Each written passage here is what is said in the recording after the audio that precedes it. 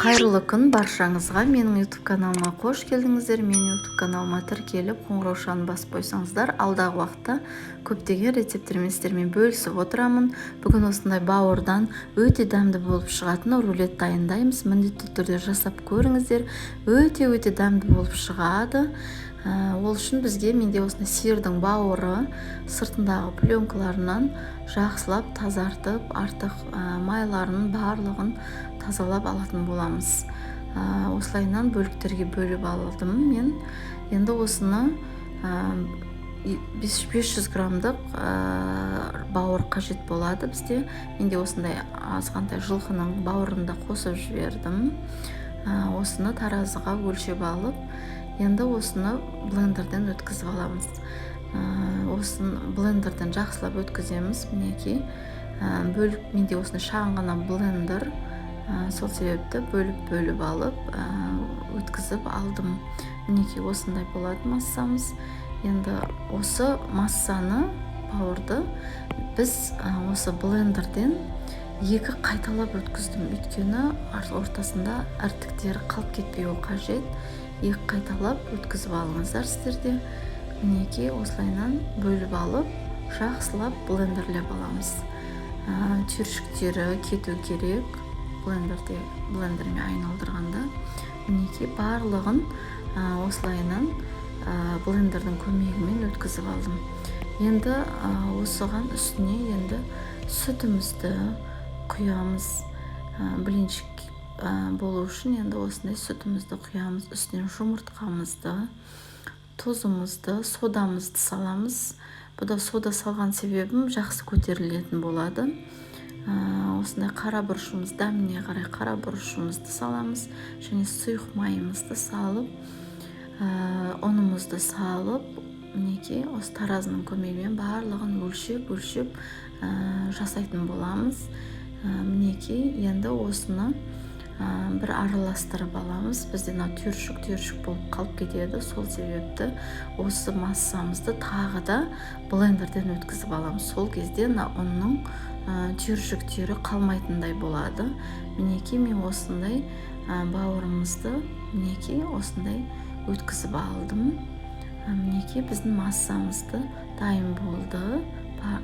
Енді осыны ситаның көмегімен тағы да блендерден өткізген массамызды тағы ситаның көмегімен осылайынан тағы өткізіп аламыз. Өйткені арасында жаңағы түйіршіктері қалып кетпеуі керек. Қалып кетсе жеген кезде гүртілдеп тұрады. Сол себепті осылайынан барлығын ситадан өткізіп алдым. Енді қызып тұрған тапамызға орташа отта пісіретін боламыз. Бетін осындай сұйық маймен майлап аламыз. Мінекей, мен осылайынан 25 сантиметрлік тапамен де размері 1,5 ожау құйып, осылайынан блинчиктерімізді пісіріп аламыз. Мінекей, екі бетінде аунатып пісіріп алдым мен. Енді бұны қатты отта пісірсеңіздер күйіп кетеді бұл блинчиктеріңіз. Сол себепті орташа отта осылайынан пісіріп аламыз. Әр блинчигімізді осылайынан пісіріп аламыз.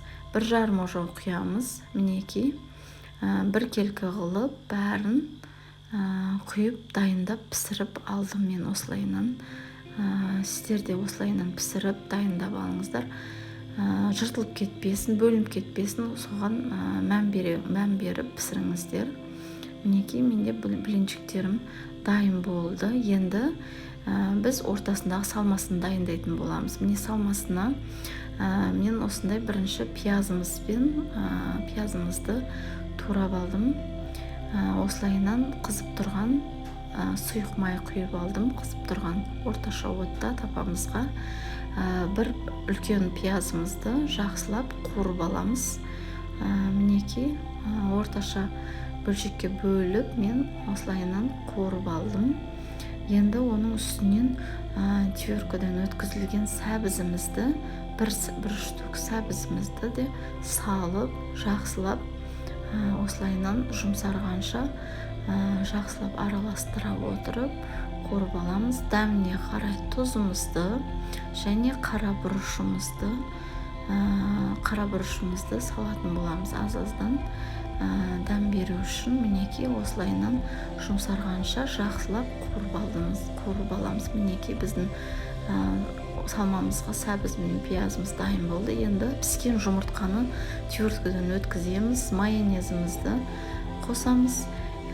Енді оның үстінен біз мінекей 2 чеснокты дәм қоспасаңыздар да болады, бірақ чеснокты қоссаңыздар басқаша ерекше дәм беретін болады. Мен осылай твердкіден өткізіп алдым майда жағынан. Мінекей чесногымызды осылай дәм беретін болады. Бұған укроп қоссаңыздар да болады. Мен азырақ укроп қосып жүрдім, қоспасаңыздар да болады. Қоссаңыздар дәмі ерекше болып шығатын болады. Мінекей салмасын осылай екі түрлі салма болады бізде блинчикке, рулетке орағанға. Мінекей дайындап алдым. Енді осы блинчиктерімізді орайтын боламыз осылайынан. Бірінші рулетімізге осылайынан жағып шығамыз. Бас жағынан 1-2 сантиметрдей қалдырамыз, өйткені ораған кезде ішіндегі салмасы алды қарай жылжып кетеді. Сыртынан шығып кетпеу үшін осылайынан 2 сантиметрдей қалып жағып шықтым. Енді ортасына қуырылған сәбіз бен пиязымызды қойып шығатын боламыз. Мінекей осылайынан жұқалап етіп жайып шығасыздар осылайынан. Енді осыны жақсылап нығыздап тұрып орайтын боламыз, өйткені жаңағыдай туралған кезде бөлініп, ішіндегі начинкалары бөлініп шығып кетпеу үшін осылайынан қатты нығыздап орап шығатын боламыз. Мінекей мен осылайынан нығыздап орадым. Бұны енді холодильникке 5-6 сағатқа қойып қоямыз, немесе морозильникке 2-3 сағатқа қойып барып кесесіздер. Өйткені қатырып барып кеспесеңіздер ішіндегі начинкалар шығып дұрыс бөлінбей қалады. Мінекей осылайынан бөліктерге бөліп кесіп алдым. Мінекей сіздер де осылайынан жасап көріңіздер. Осылайынан бөліктерге бөлеміз. Дәм өте керемет болып шығады. Енді сөз жоқ, дәмді бауыр жемеймін дейтіндердің өзі осы бауырды жеп кетеді. Жасап жатсаңыздар, сіздерде ас болсын, сіздерде осылайынан жасап көріңіздер. Мен шетін осындай укроппен әрлеп шықтым, осылай турап. Сіздерде жасап көріңіздер. Ұнап жатса, осы видеоны соңына шейін қарап, ұнап жатса лайк баса кетіңіздер. Мінекей осылайынан әрлесеңіздер де болады. Ас болсын, барлықтарыңызға жасап көруге кеңес беремін. Мінекей бауыр рулеттеріміз дайын болды.